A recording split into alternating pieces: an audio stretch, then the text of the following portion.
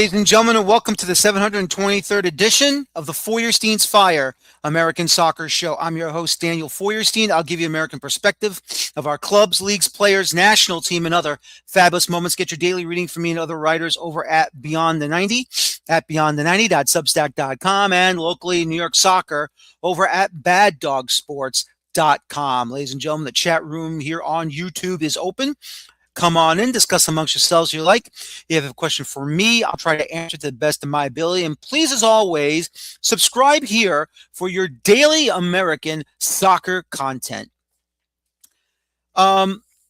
Obviously, you've been following certain things going on social media. And one of those things in American soccer with social media comes from down at Inter Miami. A colleague of mine, as you may know, his name is Franco Panizo. And, at this point in time, since the opening of the new stadium in downtown Miami, more closer to Miami International Airport, obviously, but still, though, it's in the residential area, but close to the airport. For 2 straight home matches, Franco Panizo has not been given a credential. I think everyone has seen that. And if you go to, his Twitter page, or I believe he also has a Blue Sky page. If you go to any of his social media areas, of course, our president of the Professional North American Soccer Writers Association, our union, has been very vocal about this situation. And look, Franco will get to it whenever he's ready, or if he has said something about it, and I haven't seen it yet from Franco's side of things. So, I'll take a look at it when I get the opportunity. I've been very busy on my end of things, unfortunately. But, I do support Franco. I can tell you I've worked with Franco when he made the move to New York City to cover the New York Red Bulls, now Red Bull New York, obviously. And I was with him in the press box at the time, of course, Red Bull Arena, in the press room as well. We've always had conversation. We've always talked to each other. We've always had, jokes flying around. Everything was great. Great guy. Just does a bang up job. And, he is someone that I respect a lot. I respect him a lot.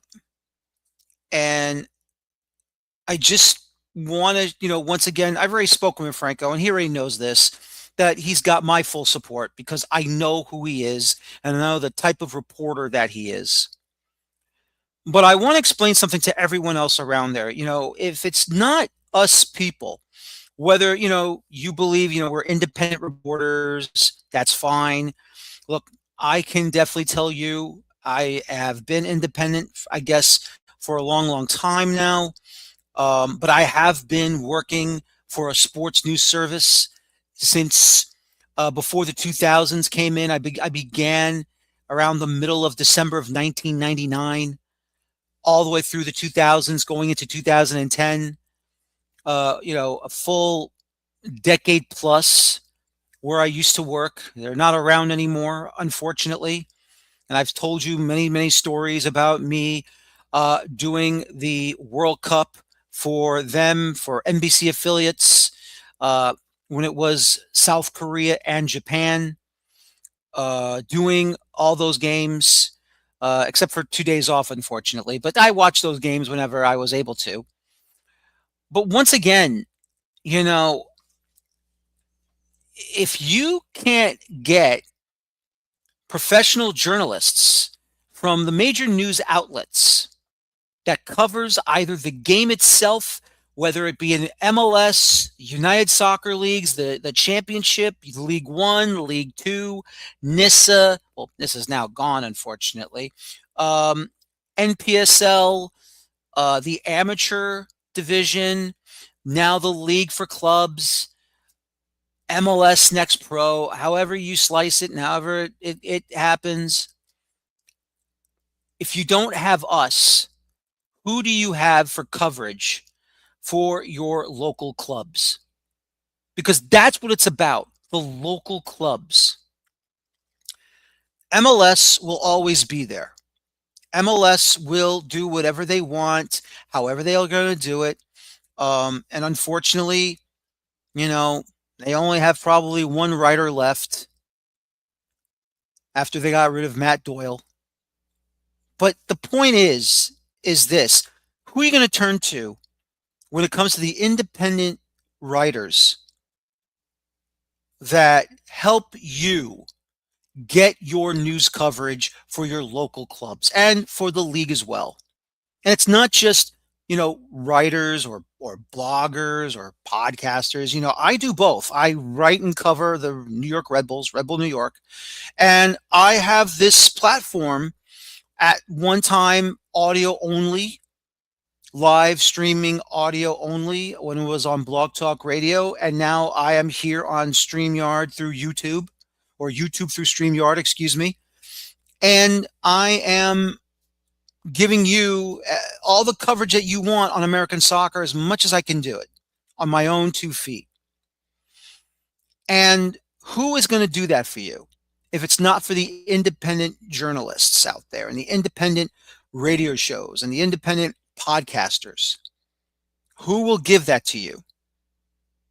Because in New York City, the Daily News has stopped it.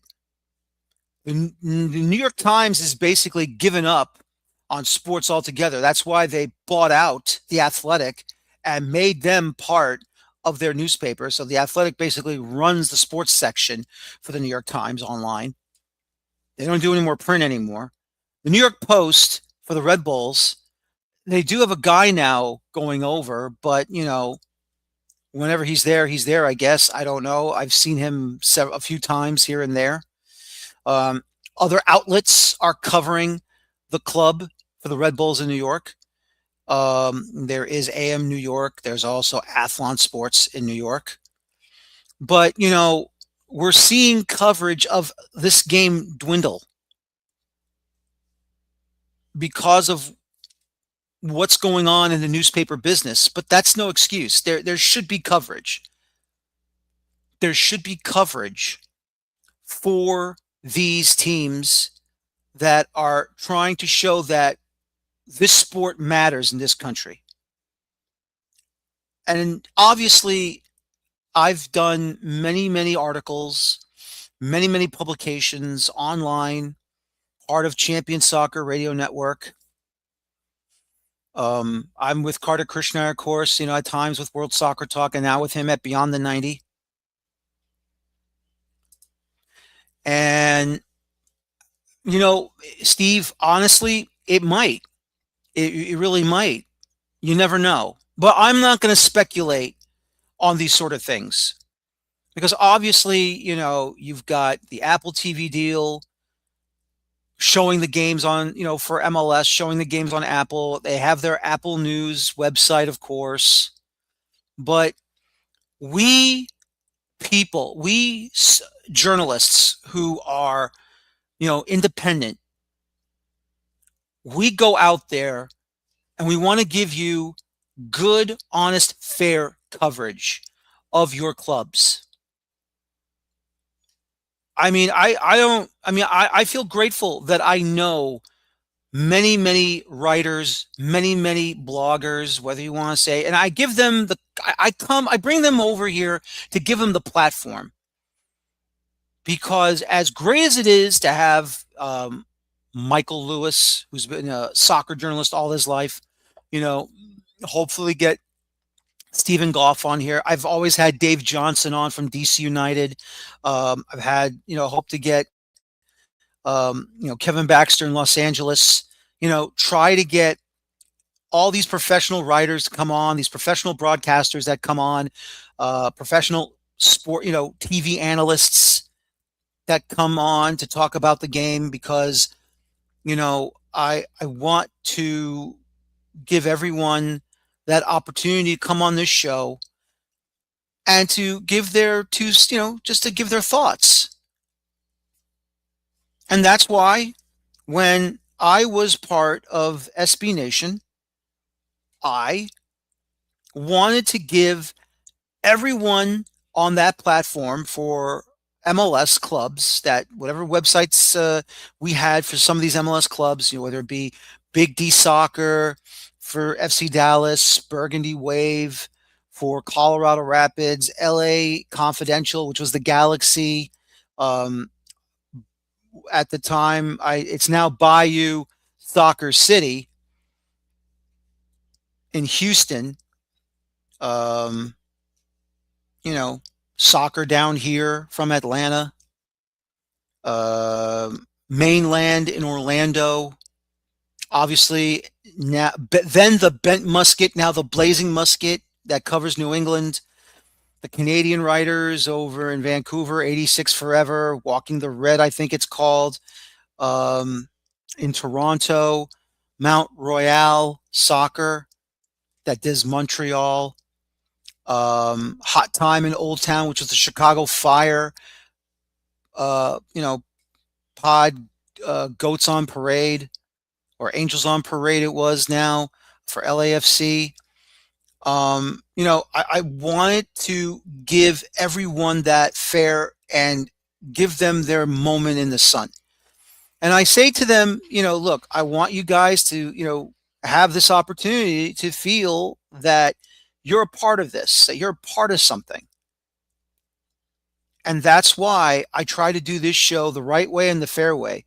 And it's not just those guys who I gave the time to, but before then, when I started doing my own show, I give the people that I was part of Champion Soccer Radio Network for the Around the League show, which was representing MLS. I give those guys their fair shot as well. And one of my guests tonight is from those Champion Soccer Radio days, Mike Kuhn, my good friend Mike Kuhn in the Kansas City area. He's been part of this show for a long, long time. There's been other people who have been part of this show for a long, long time, but they're not around anymore, unfortunately.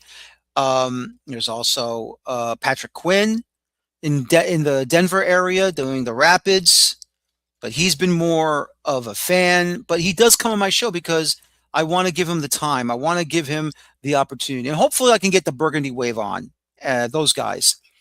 Even Massive Report that did the Columbus Crew. I try to bring those guys back on whenever I can. And I have to get their contact information again because I know I probably misplaced it somewhere. But this is what we do for you. We give up our seats in the stands so that we can provide you the coverage and to give you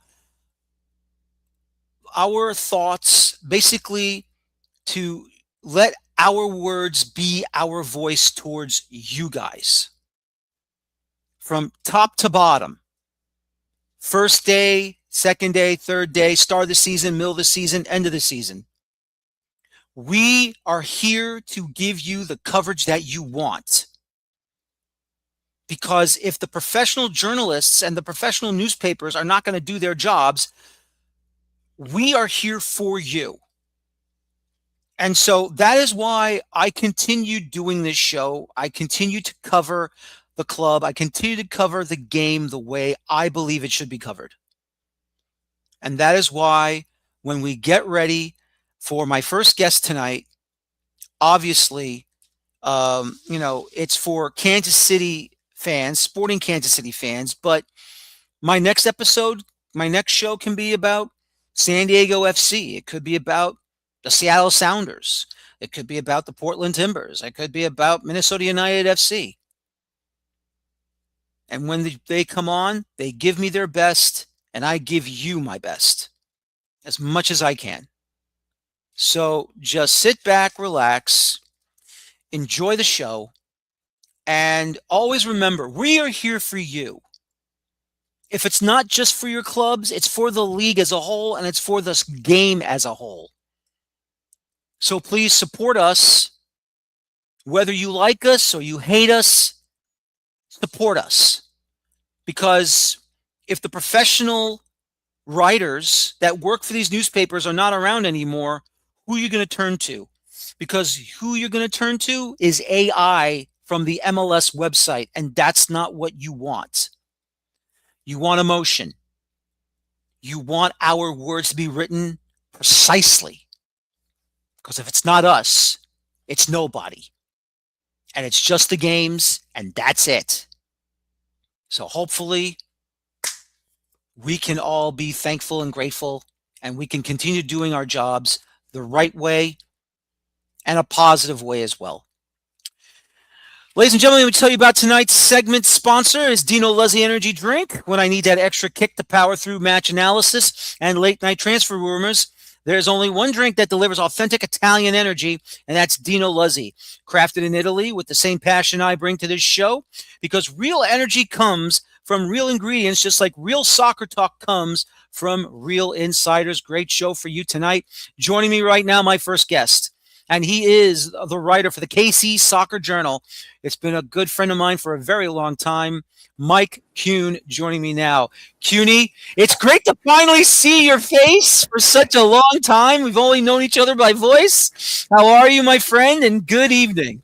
I'm doing well. Good evening to you too, Daniel. So, obviously, Sporting Kansas City right now. Brand new era, brand new coaching staff. So far, what have you seen that you liked, and what other things have you seen that you have not liked? I mean that's kind of hard to say because we've there are moments where I feel like we're getting better, like there are steps we're taking, and then the very next game will come out and will look horrible. Like this weekend against San Jose wasn't the worst, but that's also looking at it from the lens of the Salt Lake game the week before was absolutely atrocious. So, I mean, if there's one thing I like, it's Dejan Joveljic continuing to score goals and finding ways to score goals, even though he gets like 2-3 touches a game, it seems like. But I mean, it's just there's still so many questions with this team, especially on defense. We just don't look comfortable defending at all, I guess is a nice way of putting it. Mm-hmm. Yeah. I mean, look, I think you know that it's going to take some time to get back to where Sporting Kansas City should be. I mean, look, all those years with Peter Vermees, obviously, and when it looked like it should have been over, but he finds a way to get them back to where they are. And then unfortunately it sputters in the playoffs. And, I just feel like that change did have to come. And look, I'm not going to crap all over Peter, obviously. Look, he deserves whatever plaudits he gets for all the years of service he's had with the club. No, absolutely no. I'm not gonna. I mean, yeah, as you said, it was time for him to go. It was probably time for him to go a few years ago. The playoff run and beating St. Louis probably prolonged the necessity to make that move, basically. But no, it's something that had needed to be done, and it just you knew it was going to be a difficult task to rebuild this team, especially when they were just going to dump so much of last year's roster. But it's one thing to say it, it's another thing to actually live it. And living it right now kind of sucks. Yep, trust me, I've had some of those seasons before over, whether it be Metro Stars or Red Bulls. Believe me, I know exactly where you're coming from. But overall, what have you seen so far? I guess starting goalkeeper, Pulskamp, I think it is. How has he been for the club so far, or have they rotated the goalkeeping position? No, it's basically been Pulskamp since Melia left before last season. And I mean, I was of the opinion last year that you had to give him consistent time. You had to give him get the chance to see if he was the talent that this team could build around. And at this point, I like Pulskamp, but I'm not sure. I'm not sure it's him. Basically, I'm not sure he's the guy for that position. Really, just he and I say that knowing full well, like last weekend against San Jose, the average age of our back line and goalkeeper was like 21. So, I mean, he's not playing with a let's call it competent defense in front of him, a very confident defense in front of him. So it's hard to gauge how good he really is, but he's not saving us points, I guess. And at this point, if you're not helping us, you're kind of hurting us. And I mean, he's not taking the step that it felt like he's needed to take as a starter. No, absolutely. I was shocked that Daniel Shallowy is on Toronto FC. I was very shocked. I didn't think he was going to get chopped off the back end of the last season. I thought he was going to be part of Sporting Kansas City forever. Why was that happening? I mean, I think it was a, a factor of he was going into a contract year, and I'm not sure he was in David Lee's future plans beyond this season. Even with his tenure with Kansas City, I'm not sure if his long-term future was here. And with the fact that we knew we were going to be bad this year, we knew we weren't going to be good. The opportunity came about where Toronto reached out and was like, "Hey, what do you want for Shallowy?" And we named our price, and they met it. So no, I wish nothing for the best. I wish we still had him at times when I look at how our wings have played so far this season. But I'm I wouldn't have wanted to hold on to him just to have him when we were going to get rid of him at the end of the season. It becomes a factor of cashing in while you still can on the player, basically. So yeah, I love Daniel. Love what he did. Was hoping at some point he would challenge Preki for the club's leading scorer, but obviously that's not going to happen now. But I wish him the best in Toronto, and Do you? I know very few who would not do that at this point. No, absolutely. I would like to think maybe they'll do like maybe a 1 day contract and he'll retire as a Sporting KC player. I think that'd be the best thing for them. I would that'd be nice. I'm not sure how the new regime would look at that. I mean, if there was anybody that should have done that, it should have been someone like Beasler, who didn't get that opportunity after he left Austin. So that was the prior regime. Maybe the new regime will turn that around, and when Shallowy is ready to retire, maybe he gets a 1 day contract to retire as a Mm. Sporting player. Yep, I hope so. We'll see what happens. Dejan Jovic, how has he looked so far with this under new leadership? I mean, he's still looking like a top class forward. I mean, he got back in the Serbian national team this past international window after being away for a long time with at the later stages of his Galaxy term and last year with Sporting. So he's still doing his job up there. He's making the most of the few chances he gets. I mean, he has 4 goals this year, 4 of our 7, I want to say at this point. So I mean, Hmm. he set up Bartlett's goal on Saturday. So that's 6 assists or 4 goals, 2 assists in the 7 goals we've scored this year. So he's doing great. Him and Manu Garcia are clearly the class of the team still at this point. So yeah, I just hope that they don't get sick of the losing and be asked to leave, basically. Yeah, I hope not either. You know, since this new regime has taken over, obviously brand new coaching staff and everything, are some of the things you've seen so far on the pitch that says to you, okay, it's not looking great right now, but I do see this future possibly coming in and the club can be better. And at the same time, who from Sporting KC2 has been given the opportunity to perform on the first team? As for what I've seen, the one thing that I do like is that it seems like we're like one of the things under Vermes was we're going to play our style. It's our style. Teams are going to have to adjust to our style. And at points, that became just beating your head against a brick wall trying to play our style. And what Wiki's done is he has a style that he wants to play, but he's willing to adjust tactics depending on the opposition that we play, which is one thing that I like, and is one thing that I think you need in modern football. You can't be so dogmatic in one style that you are like, screw what anybody else is doing, screw what our opponent's doing. We're going to play our way. We're going to make them play our way, because that comes back to bite you more often than not. As for the second part of your question, with SKC2, I mean, it's hard to say really, because SKC2 has been worse than Sporting has the last couple of years. Oh, wow. I mean, we signed Cello Shantrik from the twos ahead of this season. But he's made the bench a few times. He's not gotten into a game yet. We've called up a few guys on short-term loans.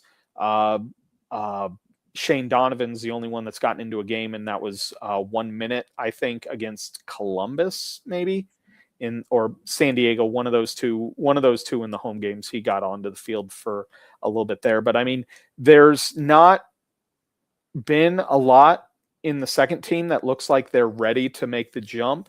Some of the academy players maybe in a couple years, but those kids are 15, 16, maybe 17 years old.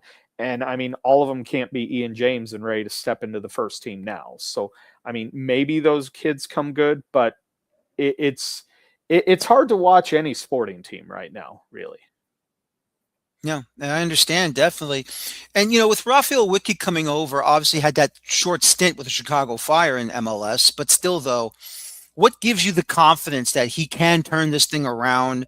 If not sometime this season, maybe 2027 or 2028. Well, then again, we will move to the international calendar very soon, and all that fun stuff I later mean, on. blind hope, maybe. I mean, I have to hope that it's going to get better. I have to hope that part of the reason he wasn't successful with the Fire was because of their horrid front office. Because if it's not, Sporting's going to be right back doing another rebuild with a new coach here in another year and a half, 2 years, something like that. If he turns out that he just can't do it outside of Switzerland. So I don't know. I want him to be successful, but it's just really hard with the ebbs and flows of what we're seeing from the team right now. Mm-hmm.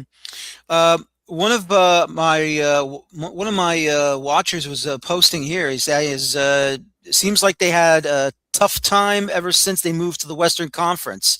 You think that's true, or do you just think it's just the era just came to an end? I think a little bit, but not entirely. I mean, since we moved to the Western Conference, we've still won 2 U.S. Open Cups. We made the Western Conference final in 2018, I think it was. We've not been. It's not been as successful as the early Sporting years have been, but it's not been bad. It's just been bad basically since COVID. Basically, a little bit after. I mean, we had the COVID season, which we all like to forget, where we technically finished first in the West. Mm-hmm. But I mean, you kind of throw all of that out the window, basically. And then we missed the playoffs, made the playoffs, beat St. Louis, missed the playoffs, and here we are, basically. So it's just been the last few years have been rough, and I can see why, looking at it from the scope of where we're at now, why it would seem that way. But the first few years after we moved from the back west were not bad.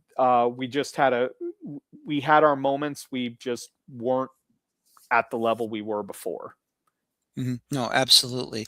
Let me ask you this, and obviously, when this season ends in December of 2026, we're going to have that sprint season.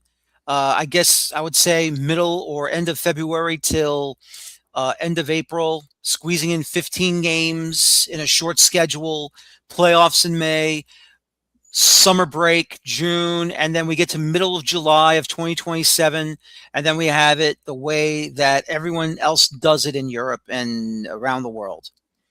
Obviously, you're in the Midwest, and I know, look, being from New York and living in New Jersey, I know it gets super cold January, February, but obviously you have to live through those harsh probably more harsh conditions than I had to handle. I get the occasional blizzard or abomination of a blizzard hit my area, even though it looks picturesque, but in reality, it's a pain in the butt.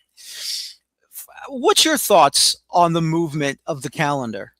I mean, for me, it doesn't change a whole lot. I mean, we're already starting our season in February as it is. We're just bumping it. Like last year, we played Miami on in like the first week of February in the Champions Cup.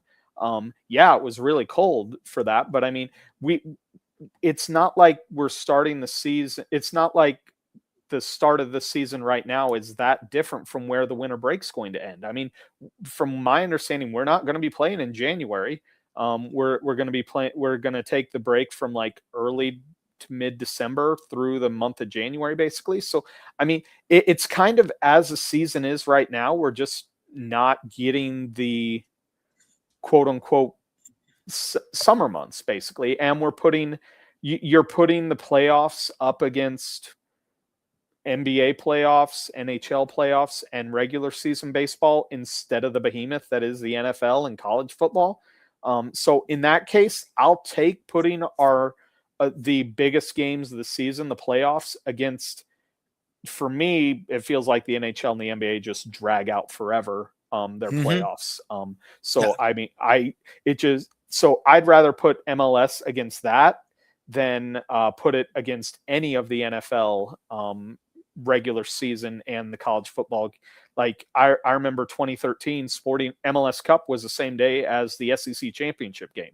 And Yep. Mizzou was in the SEC championship game that year. So it's like I'd rather see MLS Cup in May, early June, and have to deal with maybe a Royals home game in the regular season versus a potential of going up against the Chiefs, going up against Mizzou, even if KU manages to get good again, basically. So I'm for it. I understand like further north, Minnesota. I wouldn't want to go to a lot of that, and I mean I would expect we'll get some staggered where they'll like from mid-November through February through the month of February they won't play any home games basically, but it yeah I think it's good in terms of developing or being able to acquire players in the same in the general window where Europe's trying to acquire players. I think that's hurt the league. I know it's hurt sporting a lot Oh, I bet. over the Yep. It's years. hurt. It's hurt all of us. Let's put it this way. That's hurt all of us with the transfer windows. Absolutely. So yeah, It I really. mean, yeah, it is what it is. I mean, like both. I mean, with you and the Red Bulls, I'm sure it'll help you guys in terms of not losing your young talent. Who is it? Hall? Is that Yep. the new young super? I'm sure it We would be have a great. couple actually. CUNY, we Mhm. have a couple. We got Julian Hall, we got Audrey Mehmeti, and that kid's been making all the US soccer Mhm. fans salivate online. Matthew Dos Santos, and they've been pretty damn good so Yeah. far in these first 7 games of the season. Well, and that makes it like when it comes to the time for you guys to cash in and sell them, I'm sure it'll feel better doing it when it's in the off season versus hey, we're selling you in the middle of the season. We now have to scramble to find a replacement for them. Right. Exactly. Exactly. Without a doubt. Be so much better when that happens. And then hopefully for sporting, you'll find the right import to bring over, whether it be from Europe or South America or even from Mexico. You never know. I mean, could be from Africa. I mean, they can come over and you just have to sell them the house. Sell them whatever houses they want. Let them know where the closest bar is and the chicken wing place, and they'll be just fine. You know that. You know how to do that.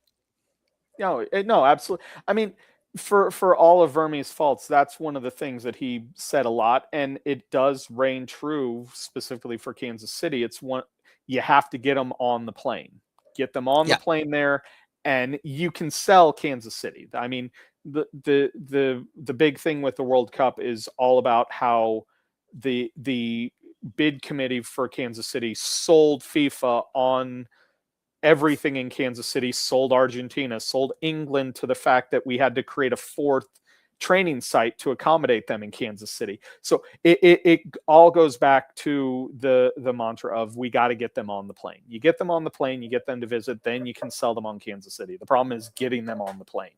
And Yep. maybe with the change, maybe in the off season, it would be easier to get them to get on the plane to come here to take a look. Exactly. So what's it going to be now from here on out, CUNY? Saturday afternoons, Mizzou and KU football. Saturday night, Sporting Kansas City. Sunday, the Chiefs. I mean, you're going to have it made. I mean, it'll be every nice, and then in the winter months, November, December, I'll still have my indoor soccer fix as well, so that'll work out for me, and then I'll have my leagues and stuff. So I'll keep busy. There you go. Great to hear. By the way, how are the kids? They're doing well. Your daughters They're in no daughters, 2 sons. I mean your sons. I'm sorry. No, Sons. you're good. You're good. 2 sons. One is getting ready to graduate, and one's in middle school. So it's going well. Graduating high school, Yes. and it's all over for you. Uh-huh. One down and one to go. Exactly. One out, one to go. There you go. And then what? You've already got them. You already have them to put the foot in the backside and say, "Go get your own place." Not quite. Not quite. I know. He's got college to get through at this point. Oh, that's true too. I forgot about college. Yeah, he'll probably go to an academy somewhere, and then he'll just get paid and just run around and be a pro. We wish. CUNY, as always, I appreciate your time. Thanks again for coming on. I hope to have you on again soon. And finally, glad to see you face to face now, even though it's by computer camera. But still, though, if you want to get together, you let me know, okay? Will do. Hopefully, next time we talk, I actually have some more good stuff to talk about for sports. I hope so, too. I want you to have that good stuff. I'll take care, my friend. I'll talk to you soon, okay? You too. Talk to you later, Daniel. I talk to you later. Mike Kuhn from KC Soccer Journal, covering Sporting Kansas City and anything in the Kansas City area, not just in Kansas, but also in Missouri. So it's been a lot of fun to have a conversation with Mike Kuhn. He's one of those guys that I've known for a very long time, from my time at Champion Soccer Radio Network. I've brought him in, and he's been with me ever since, and it's great. That's a guy that I can definitely bring him in and just have some fun, and just you can talk all night long probably about soccer and everything. I know I'm a big talker sometimes, I admit it, but I like to have fun. I like to have fun, just treat everyone like they're a good friend. They're colleagues, but they're also good friends. That's how I like to view it. Anyways, moving on. As everyone knows already, Montreal has sacked another head coach. Marco Donadell is gone. It is over. He is now Dunzo. And, Montreal has become one of those clubs now that used to, Montreal was always that club, whether it be, in the USL days, in MLS, that they went for the big names and they tried to get the big names. But, the problem has always been, who's going to be the head coach? And after that wonderful season of Wilfred Nancy, before he was basically picked up out of the blue by the Columbus Crew and gave them an MLS Cup championship and gave them a Leagues Cup championship, Montreal has not been doing that great. They have played 7 matches this season and 1 win and 6 losses. 1 win and 6 losses. It's unbelievable after everything he's tried to do, and it's just not been the greatest. And they've been on the road 1, 2, 3, 4, 5, 6 straight road games. They've been on the road. And they come back home, and they had a lead on the Philadelphia Union. They should have scored more than 1 goal, But what happened? Philadelphia Union came up big. Andre Blake once again pulling saves out of his rear end, and the Union win it 2-1. And then Donadell is Dunzo, gone, finito. And now they're going to have 3 more home games right now. And they're, should I say, 2 more home games. I apologize. I have their schedule up. They're going to take on the New York Red Bull New York this upcoming weekend at 2:30 p.m. Eastern. Then another 2:30 in the afternooner over on April the 25th against NYCFC. And then they go on the road to Atlanta and then back home for a Canadian Championship match against the Calgary Blizzard. And that'll be seen for everyone over at One Soccer in Canada. Everything else will be on Apple TV. Now, look, if you're going to have your club start how many consecutive road games? 1, 2, 3, 4, 5, 6 consecutive road games, and then you come home for the home opener. First of all, Donadell should never have been sacked in the first place. I'm sorry. 6 straight road games to start the season for the Impact, unless they were not able to get inside Stade Saputo because of the whole refurbishment of the Olympic Stadium just down the pathway, a little bit south of it or a little bit east of it. That's not fair. That's not fair. Donadell should have been given more time, more of a longer leash. He only started last year. And then you give him a year and a quarter or a year and 6, 7 games, and that's it. You're done with him.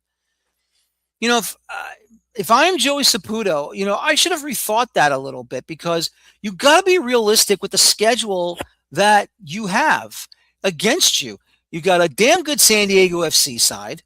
You have a Chicago Fire side that's been rejuvenated. Obviously, there was Red Bull New York, that they had that game coming, unfortunately, because, well, I will say this, a referee screwed him.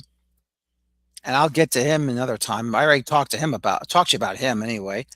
You go on the road. You should have won in Orlando. You didn't. You had a banger of a match against FC Cincinnati away. You still lost. You go to New England, and it's a 3-0 loss. Fine. You should have won your home opener, but you couldn't.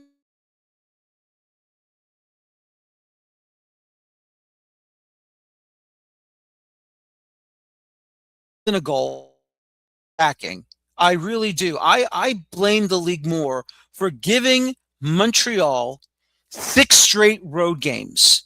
That's impossible. Look, unless they're building something new near Stade Saputo,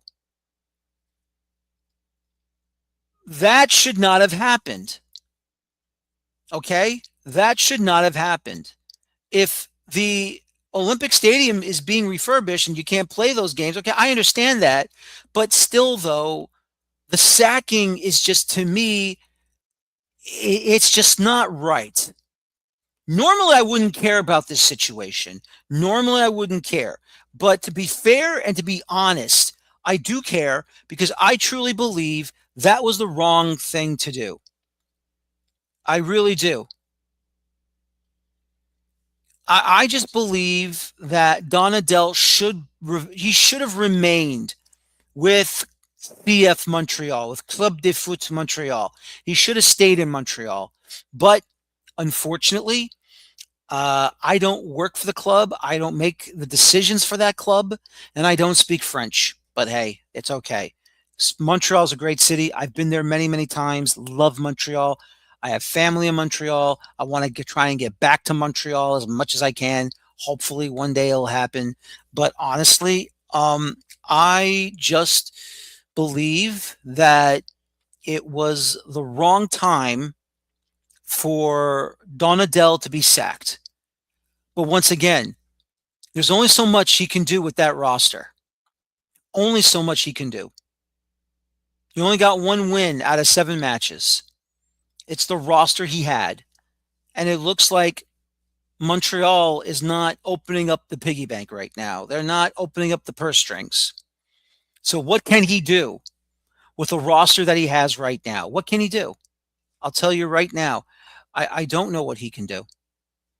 I think I honestly believe he was screwed from uh from right away when he took the job. And look, that's what it is sometimes. You have no choice. You have to you're dealt the cards that was handed to you by the dealer. And so, you're not going to see Didier Drogba return. You're not going to see Marco Di Vaio return. You're not going to see some of these great Canadian players returning. You're not. You're going to have to move forward, and you're going to have to fix things up, and you're going to have to make things better. And hopefully Montreal can change it up. But until then, what are you going to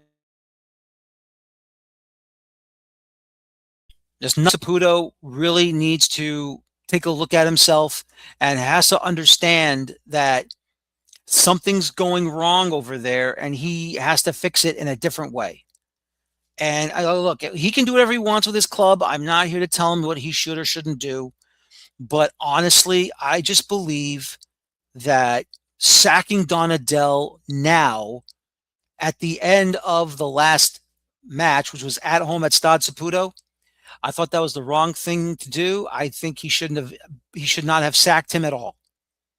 He should have kept him on and say, look, I understand. I'm going to keep you on for a little longer. And hopefully, they could have had a run in the Canadian Championship. But until then, it's I just think it's a little ill-advised for him to go out there and sack him. Should have just kept him. But what are you going to do? Like I said, I don't run the club. I have no I have no say what goes on over there at CF Montreal. But once again, just my personal opinion, I personally feel with the schedule the way it was the wrong thing to do at that particular time this past weekend. I just think it's wrong. I just think he should have stayed a little longer. That's it. Well, ladies and gentlemen, we're going to move on now to the Red Bull review segment. And what a match it was at the brand new stadium, new stadium in Miami, Florida, where the Red Bull New York club visited Inter Miami and they grab a 2-2 draw, a fabulous result on the road. Fabulous. I'm telling you, it was unbelievable what I saw from this Red Bull side.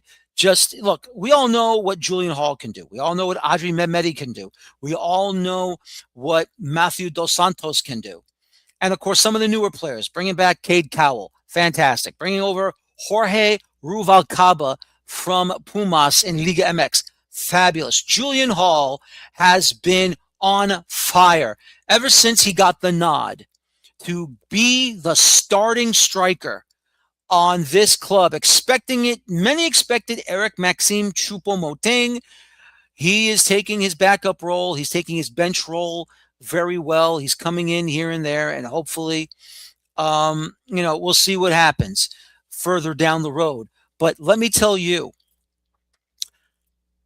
when that first goal went in, and just even before the ball went into the back of the net, Cade Cowell running towards the near side touchline, and he just boots it down the pitch to Julian Hall. He flicks it forward, and off he goes, making a run. He's making a fabulous run towards down the near side, towards the Inter Miami net, and then he puts on the brakes on the two center backs trying to catch up to him. He basically leaves them in his dust. Saw Ruvalcaba, the trailer, coming in, makes a solid pass right to Ruvalcaba. He just takes a slight touch and he buries it to make it 1-0 in the 15th minute. And then here comes Inter Miami. Obviously, they feel insulted. These kids are scoring against us. We cannot let this happen. And then they're trying to score. They're trying to break through. They're trying to level the match up. And great job by Ethan Horvath on Rodrigo De Paul because honestly, De Paul had Horvath dead to rights. No way he was going to stop anything. Maybe the shot wasn't good enough, but still, though, you don't know that. And Horvath stands his ground. He gets his arm out, left arm out, somehow stops the ball, knocked it down, and then he pounces on top of it. And DePaul is just floundering and upset at himself.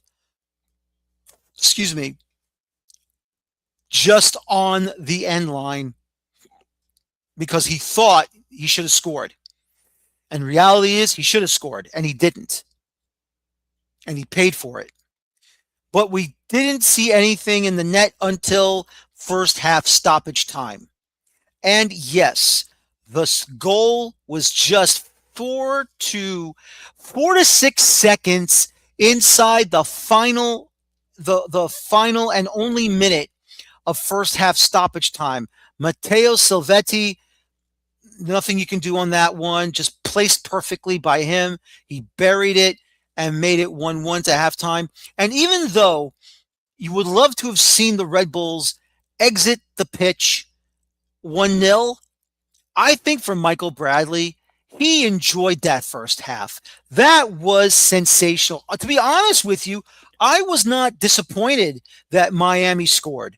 I honestly thought they're going to score more than the one goal in that opening half. They should have had at least 3 or 4 goals to put into the back of the net.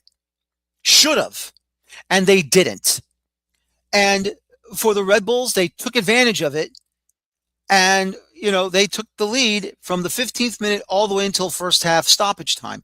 Now, 10 minutes after the restart, and unfortunately, Messi will not be credited with an assist there because Adrien Mehmeti he stole the ball off of Messi's feet, but stripped it and allowed Herman Berterami to get that chance to score. He did so, 2-1 Inter Miami, and it looked like, okay, Rebels have some work to do here. And it did look like it was going to be 2-2 at that time in the 62nd minute, but because of VAR coming in, and yes, it's true, Cade Cowell was at least toes and a little more offside on the far side of the pitch on the review.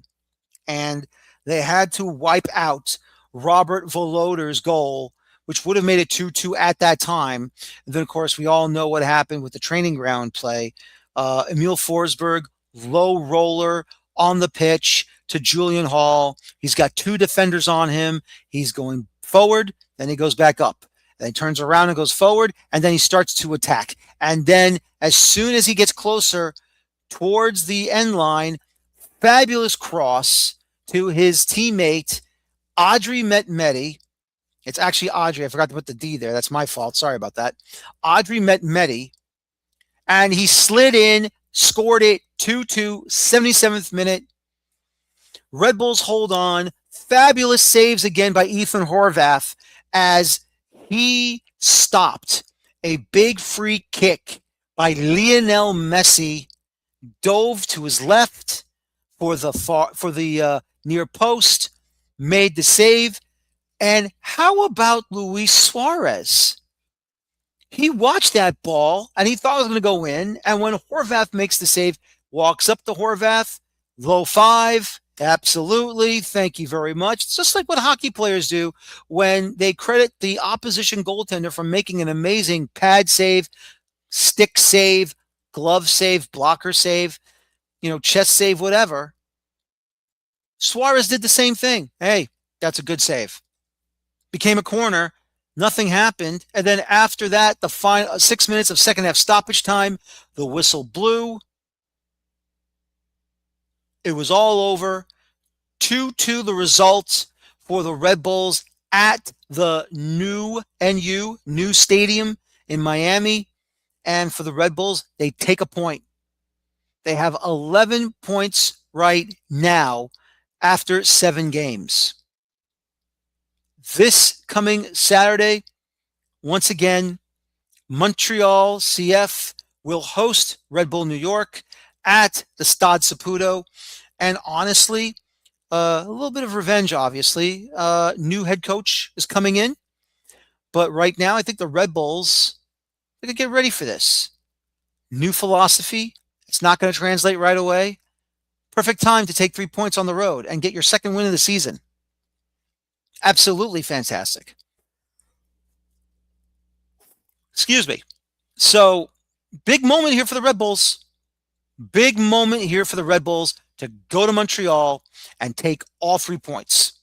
But before that, this coming Wednesday, the New York Red Bulls will host, Red Bull New York will host Pittsburgh Riverhounds of USL Championship for the third round of the Lamar Hunt US Open Cup. You can watch that match on Paramount Plus, or if you want to watch a little Golazo Network action, you can go to PlutoTV.com for the Golazo Network and watch the Golazo show for the Open Cup this coming Wednesday. But once again, you want to watch the match itself, Paramount Plus, go to ParamountPlus.com and click for the sports section, go for the Open Cup window, click it, look for Red Bull New York versus Pittsburgh Riverhounds, and off you go. Or, really simple, go to the game. And then they will await the club that will win their match, either traveling to Mount Vernon, New York in Westchester County for Westchester SC, or hosting NYCFC and have another Hudson River Derby in the Open Cup.